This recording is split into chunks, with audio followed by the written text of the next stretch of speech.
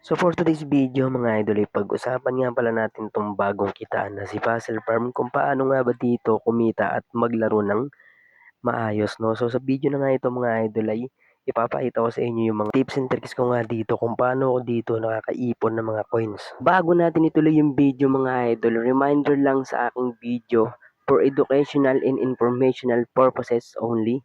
Nakadepende nga pala yung kikitain nyo dito sa paggamit nyo ng apps kung gaano kayo kasipag. Hindi man kalakihan yung kikitain natin dito mga idol, pero 100% na legit naman.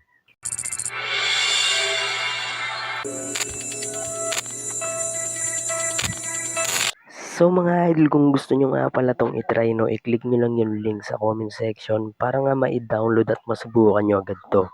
And then dito nga pala mga idol, ito yung pinaka-home ng kanyang game, no. Nakikita nyo naman dito na marami ng naka-payout agad dito, no.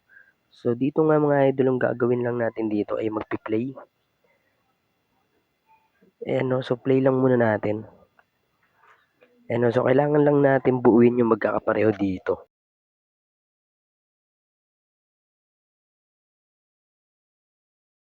Ayan, no, so ganun ka-basic lang siya mga idol, no. Ayan, no, so dito nga pala ang labanan dito ay kailangan natin makaipon nitong coins, no. So mamaya ituturo ko sa inyo yan.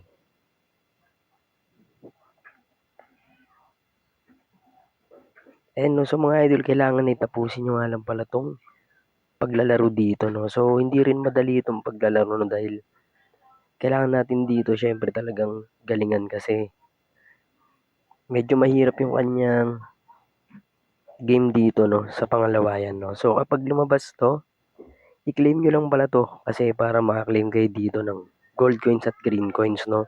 So ang mahalaga dito itong gold coins. Ayan, no, so laro lang tayo muna.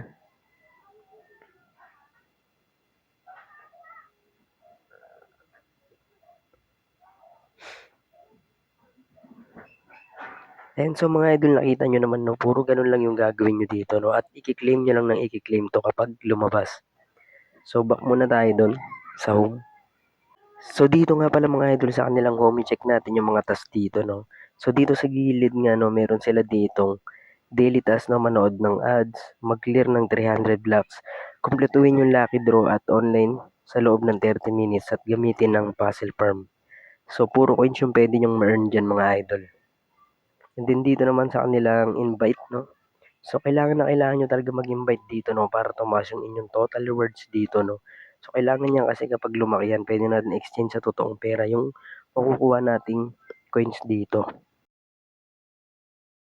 And then mga idol, no, dito na tayo sa kanilang exchange coins sa kanyang payout, no. Dito sa gold coins, no, kailangan nyo dito makaipon no 1.99k na coins, no, para sa 36 pesos at pwede nyo na ipang exchange yan.